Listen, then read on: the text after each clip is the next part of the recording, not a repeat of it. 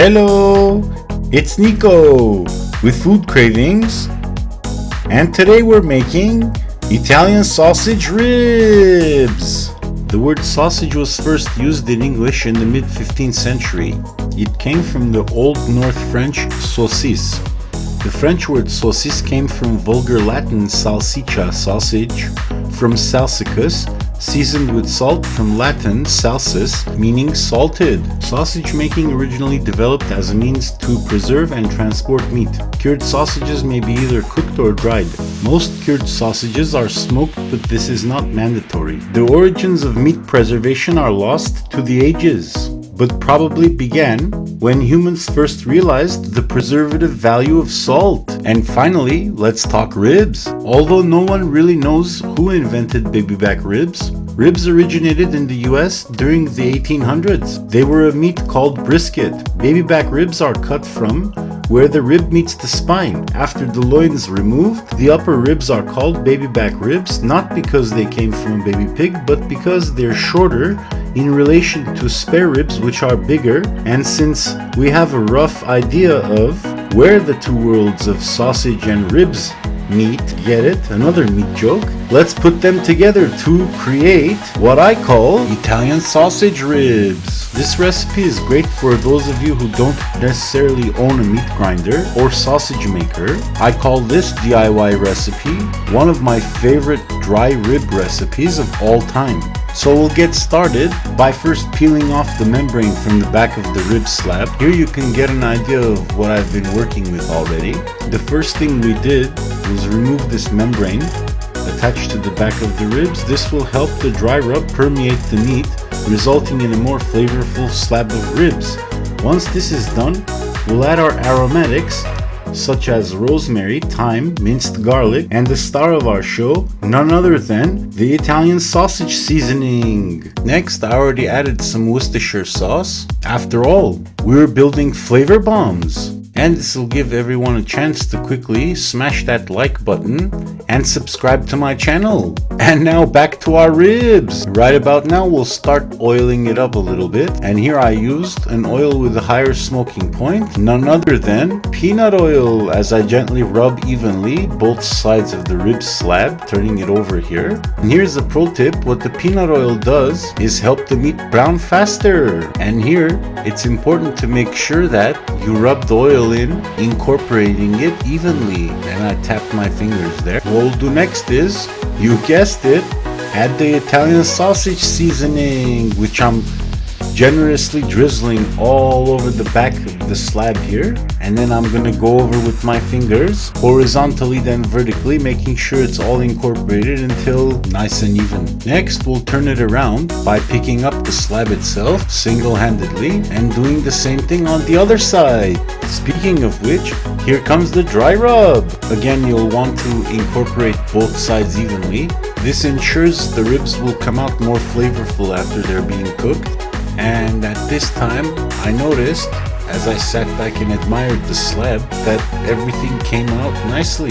But I felt that something was missing. I can say I wasn't fully satisfied as to how this came out. So I did what any good chef would do and added a few finishing touches of my own. But first, I'm gonna let you in on a little secret. In order for us to recreate the seasoning perfectly, we need to drop in some rosemary along with other herbs such as thyme, and the key ingredient being fennel. And here I just had to rub it in right before I grabbed the slab single-handedly once again to flip it over. And you know what that means? I hit it with some more fennel along with the rest of the seasoning, because you know I was being thorough. Since we stripped away the entire membrane from the back, I was making sure to get in all these spices and herbs as much as possible to provide for more of a well-rounded flavor experience. And here's another pro tip. It's important to get the right combination of flavors whenever you're marinating meat. And since I've tried this dry rub on anything, including chicken and beef, with this, you will be able to recreate the taste of Italian sausage on just about anything. And as I was explaining this part of the video, I noticed garlic appearing on the ribs in batches. This all happened just before I was about to refrigerate this overnight. And remember, here's another tip. It's always good to make marinades and let the meat sit in the refrigerator for at least 4 hours or overnight. The next day, I took this out of the refrigerator and stuck a few paper towels underneath so it'll absorb the excess liquid before patting it dry. Next, I stuck it in a separate baking pan lined with aluminum foil. And what that will do is conduct more heat to help in the roasting process. As we pop this in the center of a 425-degree oven for approximately an hour and a half before beginning what I call phase 2 of our roasting. And yet again, the quest for a drizzle began. And so did the basting.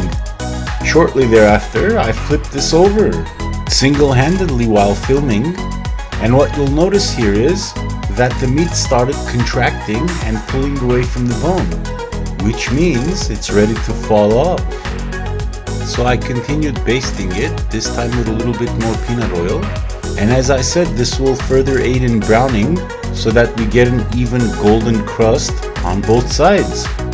I mean, what can I say? It's all about technique, baby. And here I was repositioning the slab before finishing it off with my signature move. I guess you can call this more of a pro tip than a signature move, and here it comes. For all of you at home still wondering what that was that I'm now basting, it was a little bit of dark soy sauce, and this will definitely aid in further browning. Next, I decided to pour some more on the other side. Here I turned it over so that I could baste the other side again. So I poured it on and started basting. Next, it was time to pop this in the oven, and I decided to fry up some french fries before plating up. Check it out. It's all about that sizzle, baby. And that's Chef Nicko style. By now, I was ready to go in for a taste and sample all this golden goodness, so I creeped up on a fry, and man was it good. Next, I went in for a rib, and at first bite, I was able to taste some bark, and oh my god, it tasted just like Italian sausage. You'll never believe it.